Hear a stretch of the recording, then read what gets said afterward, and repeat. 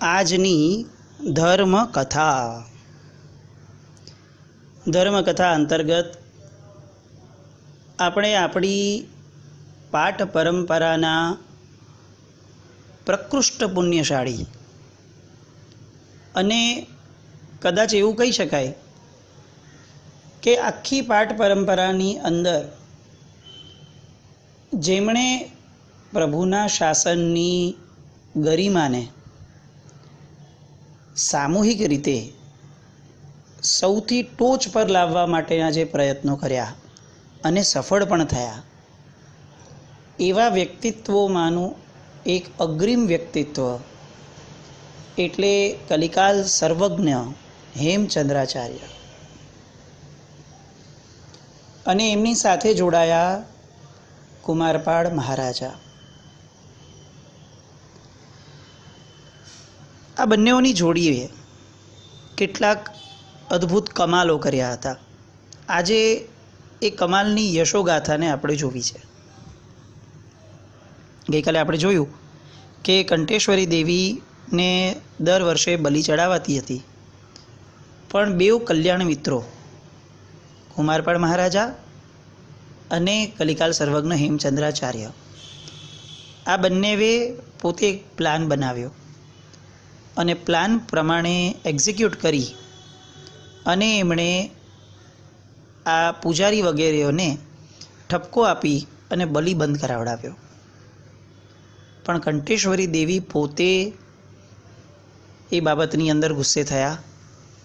એમણે કુમારપાળને દર્શન આપ્યા અને કુમારપાળને દર્શન આપી અને ત્રિશૂળનો ઘા કુમારપાળ પર કર્યો.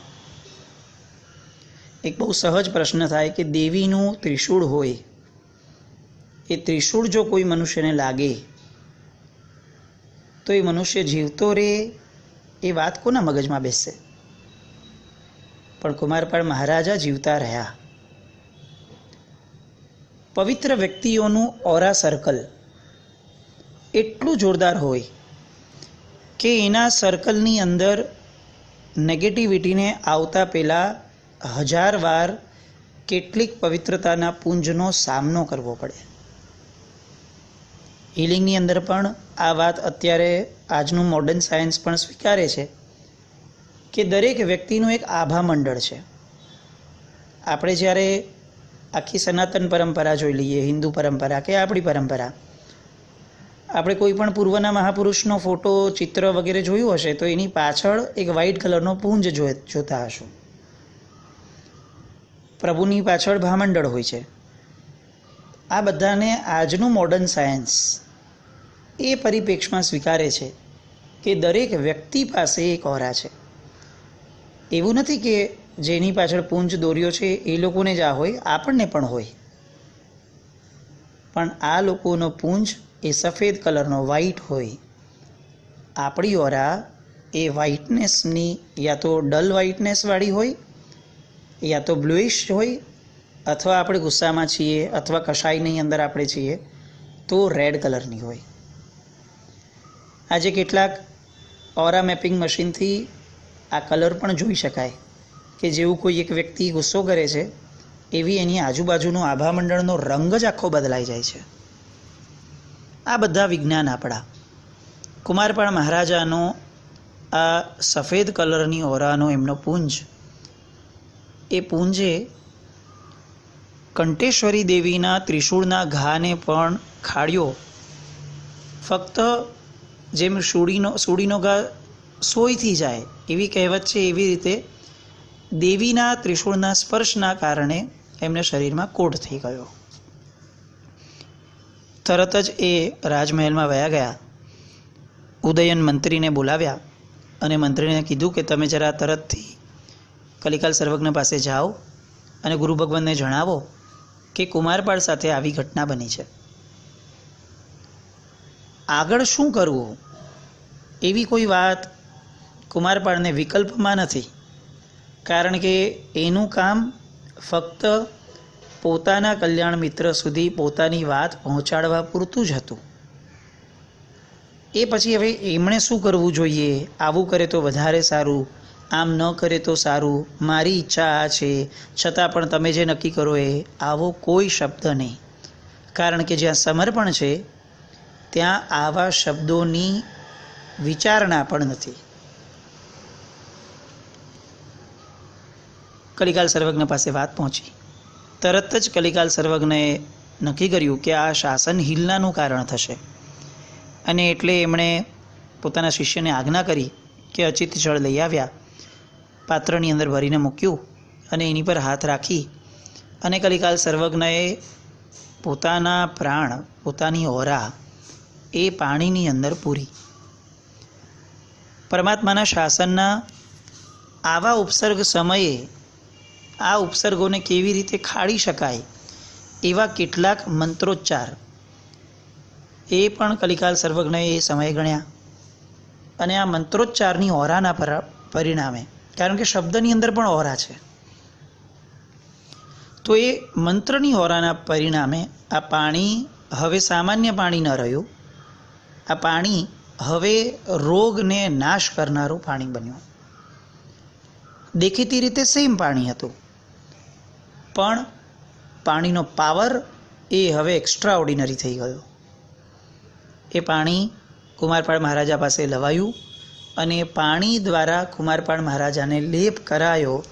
પાણીનો સ્પર્શ થયો અને દૈવી ઉપસર્ગથી થયેલો કોઢ પણ દૂર થઈ ગયો તાત્કાલિક. આપણે આ બધા મંત્રોની શક્તિઓ ઉપર ક્યારે ભરોસો રાખતા શીખશું ખબર નથી. ડૉક્ટર ઉપર આપણો જે અનહદ વિશ્વાસ છે, એમાં પણ આજની એલોપેથી પરનો વિશ્વાસ, કે જે એલોપેથી વિશ્વાસઘાતી જ છે એવું કહી જ શકાય એવા અનુભવો આપણી નજર સામે ઢગલાબંધ થયા. બટ સમહાઉ અંધવિશ્વાસ આજની ભણેલી પ્રજાનો એ બહુ ભયંકર છે. એને માનવા જ નથી દેતું કે દુનિયા આખી જે કરે છે, કદાચ આખી દુનિયા પણ કરતી હોય તો પણ એ ખોટું છે, કારણ કે આપણે ટોળાશાહી છીએ. કુમારપાળ મહારાજા એ ટોળાશાહીવાળા નહોતા, એટલે એમની શ્રદ્ધા, કલિકાલ સર્વજ્ઞનું બળ, તેજ, આ બધાથી કામ થયું અને કુમારપાળ મહારાજાનો કોઢ દૂર થયો. પરમાત્માના શાસનનો જયકારો થયો.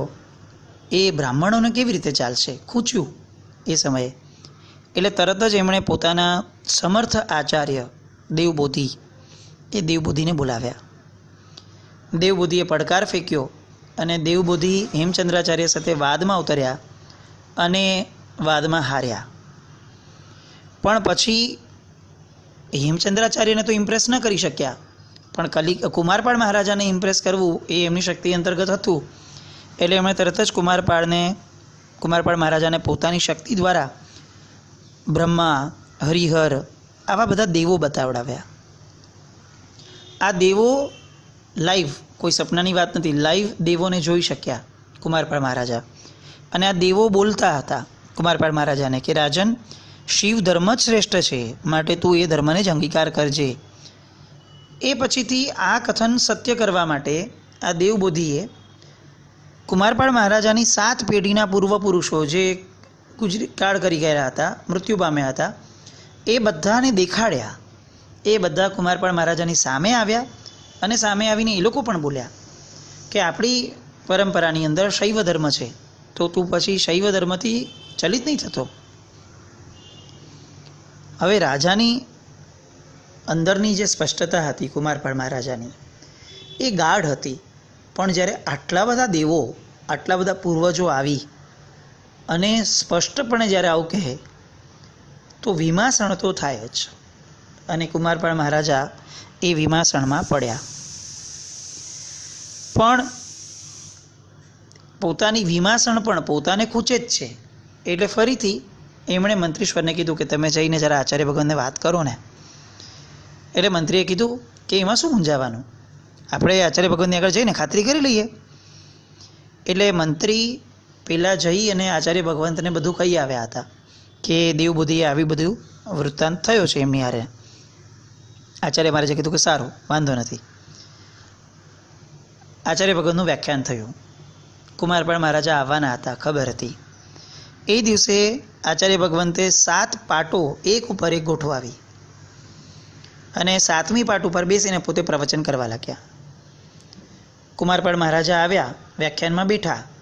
એવું તરત જ હવે કલિકાલ સર્વજ્ઞએ પોતાના દાવ મૂક્યા, પાસા ફેંકવાના શરૂ કર્યા. સૌથી પહેલાં પોતે જે પાટ ઉપર બેઠા હતા એ પાટ લોકોને ઈશારો કરી અને એમણે ખસકાવી દીધી, અને છતાં પણ પોતે અત્તર બેસ્યા. એ પછીથી સૌથી નીચેની જે પાટ હતી એ ખસકાવડાવી લીધી. બધાને એમ થયું કે આ તો ધડાધડ બધી પાટો પડશે, પણ બધી પાટો અદ્ધર રહી. એમ કરીને એક પછી એક સાથે 7 પાટો ખસકાવી લીધી. પણ કલિકાલ સર્વજ્ઞની મુદ્રામાં, કલિકાલ સર્વજ્ઞની પ્રવચન શૈલીમાં, પ્રવચનની સ્થિતિમાં કોઈ જ ફરક ન પડ્યો અને સાહેબ અદ્ધર થઈ અને પ્રવચન આપતા હતા. રાજાને આશ્ચર્ય થયું, કમાલ થઈ ગયો, આ તો ગજબની શક્તિ છે. સભા વિસર્જિત થઈ ગઈ. સભા પણ આખી આશ્ચર્યચકિત થઈ ગઈ કે આ કેવી, આજે તો જબરદસ્ત તાકાત થઈ. સભાનું વિસર્જન થઈ ગયું. હવે કલિકાલ સર્વજ્ઞએ કુમારપાળ મહારાજાને બોલાવ્યા અને કુમારપાળ મહારાજાને બોલાવીને કીધું કે આજે મારે તમને કેટલાક વ્યક્તિઓ સાથે મળાવવું છે, કેટલાક ઉત્તમ તત્વો સાથે. તો કે મળાવો. એટલે બાજુમાં બેસાડ્યા અને ઋષભદેવ ભગવાનથી માંડી અને વર્ધમાન સ્વામી ભગવાન સુધીના તીર્થંકર ભગવંતોને એમણે દૈવી, આમાં પરમાત્માનો આત્મા તો ક્યારનો મોક્ષે વહી ગયો છે, પણ આ દૈવી ચમત્કારથી, વૈક્રિય લબ્ધિથી દેવોએ આવું સ્વરૂપ કરાવડાવ્યું અને 24 તીર્થંકર ભગવંતોના દર્શન કલિકાલ સર્વજ્ઞએ પોતાની શક્તિથી કુમારપાળ મહારાજાને કરાવડાવ્યા. આપણે આ સાંભળીએ, અત્યારે હું બોલું છું તો પણ મારા રૂવાડા ઊભા છે કે આ શું ગુરુપણું છે અને કઈ અદ્ભુતતા લઈને કલિકાલ સર્વજ્ઞ જન્મ્યા હશે. એટલું જ નહીં, કુમારપાળ મહારાજાની 21 પેઢી, 21 પેઢીના બધા જ પૂર્વજોને એમણે બોલાવ્યા અને બતાવડાવ્યા. એની સાથે કુમારપાળ મહારાજાને વાત કરાવડાવી. કુમારપાળ મહારાજાએ કીધું કે સાહેબ આજે આટલું બધું કેમ? અને ત્યારે કલિકાલ સર્વજ્ઞ કહે છે કે આ આટલું બધું થયું ને તો પણ તું એમ ન માનતો કે મારામાં શક્તિ છે અથવા મારો ધર્મ આના કારણે મહાન છે.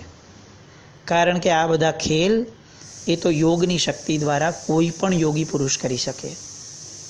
એટલા માત્રથી કોઈનો ધર્મ મહાન નથી થતો. ધર્મ એ છે કે જે આત્માને પરમાત્મા બનાવવાનો ચમત્કાર કરી દેખાડે. ધર્મ એ નથી કે જે ભૌતિકતા અથવા વિશ્વની અંદર દેખીતી વસ્તુઓના ચમત્કારોને બતાવે. લૌકિક ધર્મો અને લોકોત્તર એવો પરમાત્માનો ધર્મ, બેની અંદર સૌથી મોટો ફરક આ છે. લૌકિક ધર્મો એ જે દેખાય છે એને જ માને છે અને એની જ પૂજા અર્ચના વગેરે બધું જ કરે છે અને એના પર જ આધીન થઈ અને આખો ધર્મનો માર્ગ ઊભો કર્યો છે. જ્યારે પરમાત્માના શાસનની અંદર ન દેખાતી વસ્તુઓને સૌથી વધુ શ્રદ્ધેય બનાવી અને ન દેખાતા એવા મોક્ષની પ્રાપ્તિનો આખો માર્ગ મૂક્યો છે. ન આત્મા દેખાય છે, ન શુભ ઓરા દેખાય છે, ન કોઈ પણ આવા તત્વો જે દેખાય છે, પણ છતાં પણ એ બધા જ તત્વો ન દેખાતા હોવા છતાં એની પર શ્રદ્ધા ઊભી કરી અને શ્રદ્ધાના બળથી પરમાત્માના અંતિમ લક્ષ્ય સમા, પરમાત્માના શાસનના મોક્ષને પામવાનું છે. એટલે લોકોત્તર ધર્મનો વ્યક્તિ એ આવા લૌકિક ચમત્કારોથી ક્યારેય ન અંજાય, ક્યારેય નહીં. અને જો અંજાય તો એને ચોક્કસપણે આ કરેક્ટ કરવા જેવું છે કે જો આવી રીતે જિંદગીભર આવી રીતે અંજાતા રહ્યા અને ઇમ્પ્રેસ થતા રહ્યા તો કર્મસત્તા ચોક્કસ એવું વિચારશે કે ભાઈ આને લૌકિકવાળું જ ફાવે છે, તો પછી બાય મિસ્ટેક આ વખતે આપણે એને લોકોત્તર ધર્મ આપી દીધેલો. એક કામ કરો, આપણી મિસ્ટેક કરેક્ટ કરો અને હવે કેટલાક ભવો કે ક્યાંય સુધી પણ આને લોકોત્તર ધર્મ ન આપીએ, આપણે એને લૌકિક ધર્મ જ આપીએ, કારણ કે એને એ જ ગમે છે. ક્યારે ભગવાનનું શાસન મળશે? એટલે આ વસ્તુનો ખાસ ઉપયોગ રાખવો જરૂરી છે કે લોકોત્તરતા એ આપણામાંથી ક્યારે જવી ન જોઈએ. કલિકાલ સર્વજ્ઞ પણ કુમારપાળ મહારાજાને આ જ સમજાવી અને ધર્મની અંદર સ્થિર કરે છે. એકવાર હેમચંદ્રાચાર્યજી અને દેવબોધિ આ બંને સાથે બેઠા હતા. રાજા કુમારપાળ મહારાજા શાસ્ત્રના રહસ્યો સમજી રહ્યા હતા. એવામાં અચાનક જ કલિકાલ સર્વજ્ઞ બોલતા બંધ થઈ ગયા અને ઊંડેથી દુઃખનો નિસાસો નાખ્યો. તરત જ દેવબોધિએ પણ પોતાના હાથ મસળ્યા અને બોલ્યા, કંઈ નહીં. રાજાને આ બધી વસ્તુ ન સમજાણી એટલે એમણે પૂછ્યું કે સાહેબ આ બધું શું બન્યું? એટલે કલિકાલ સર્વજ્ઞએ જણાવ્યું કે રાજન, દેવપટ્ટણમાં ચંદ્રપ્રભ સ્વામી ભગવાનના જિનાલીની અંદર એક ઉંદર દીવાની બળતી વાટ લઈને જતો હતો અને એના કારણે આગનો ભડકો ઉઠ્યો હતો. આ દેવબુદ્ધિએ પોતાનો હાથ મસળી અને એને ઓલવી નાખ્યો. આપણા મગજમાં જ ન બેસે કે આવું કેવી રીતે બને? ક્યાં દેવપટ્ટણ, ક્યાં અત્યારે આ પાટણ? પણ રાજાએ પોતાના વિશ્વાસુ માણસોને મોકલ્યા અને ચેક કરાવડાવ્યું કે આવું કંઈ ઘટના બનેલી, અને એ લોકોએ તરત કીધું કે બરાબર છે, આવું બન્યું હતું. આ ગુરુ તત્વની તાકાત. કલાપૂર્ણેશ્વરી મહારાજ સાહેબ માટે પણ આવો પ્રસંગ આવે છે કે પ્રવચન દેતા જ એમણે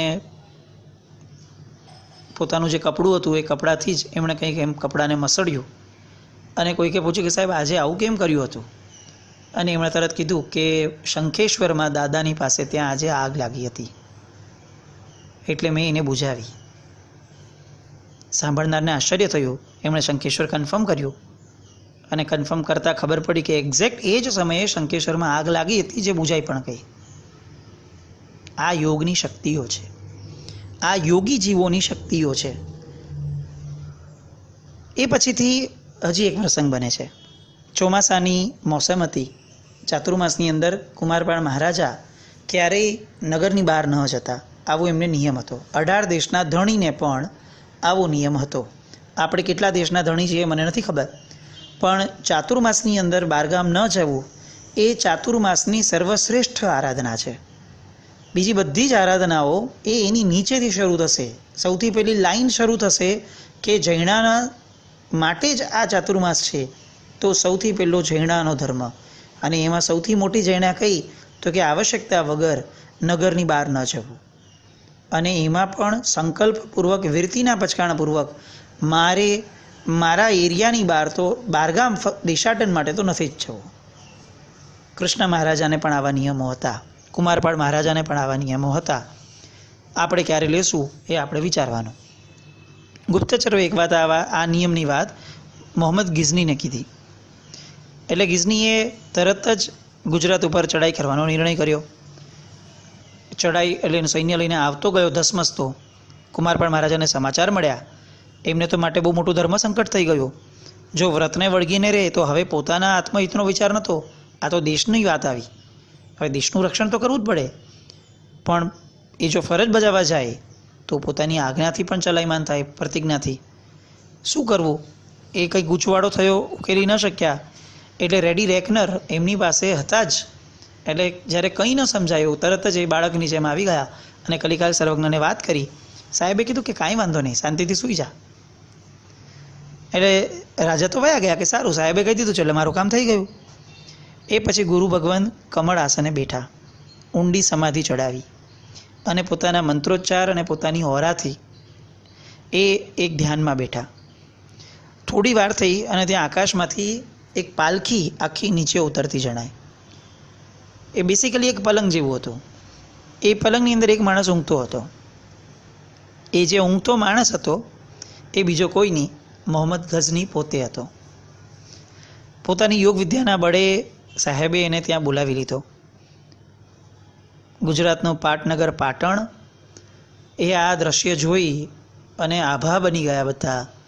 ઇવન મોહમ્મદ ગઝની પોતે આભો બની ગયો કે હું ગુજરાતના પાટણમાં ક્યાંથી આવી ગયો, પણ પોતે બંધન દશામાં થઈ ગયેલો.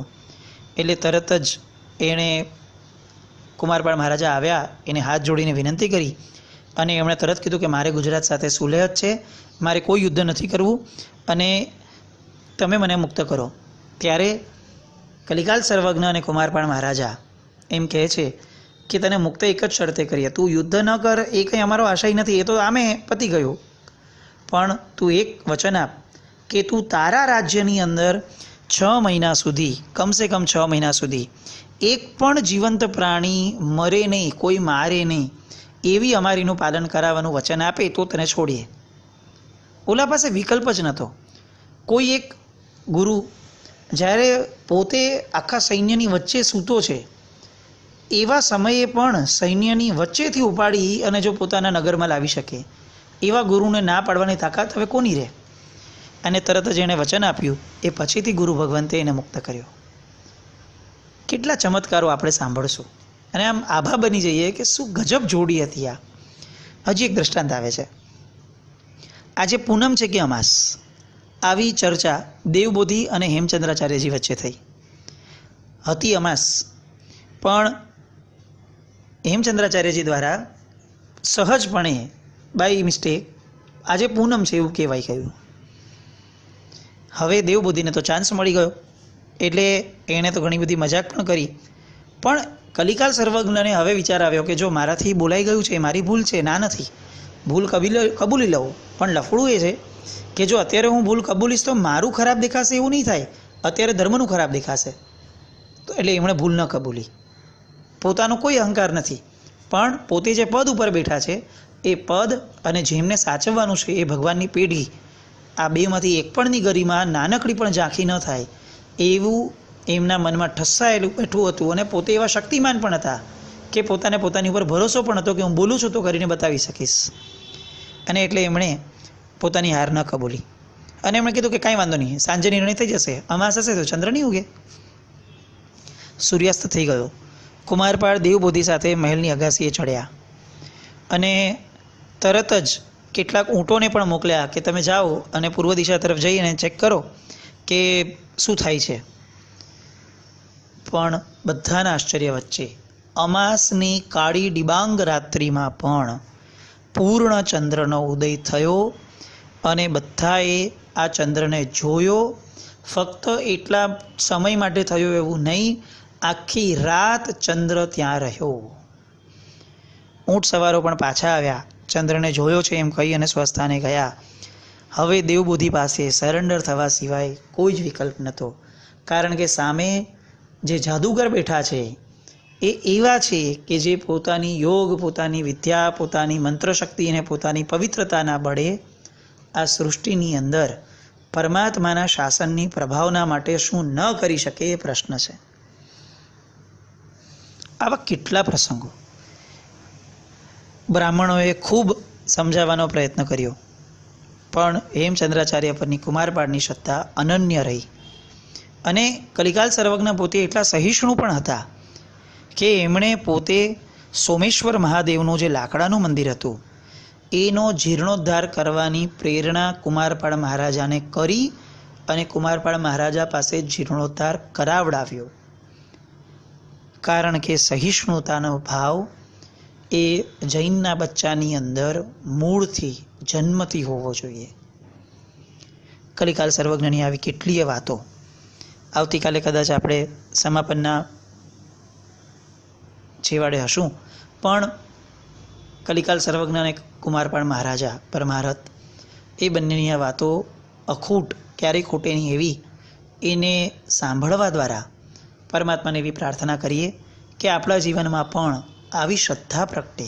કુમારપાળ મહારાજે આપણા જીવનમાં કલિકાલ સર્વજ્ઞ હેમચંદ્રાચાર્યજી જેવા એક વ્યક્તિત્વને જોવાનો આપણને ચાન્સ મળે એવું આપણું પુણ્ય જાગે. અને આર્યાવર્ત આ બંનેએ જે જબરદસ્ત શાસન પ્રભાવના કરી, ભલે એનો અંશ જેવું પણ શાસન પ્રભાવનાનું સૌભાગ્યશાળી બને એવી શુભ મંગલ કામના. જીનાજ્ઞા વિરુદ્ધ કંઈ પણ બોલાઈ ગયું હોય તો મિચ્છામિ દુક્કડમ. જૈનમ જયતિ શાસનમ.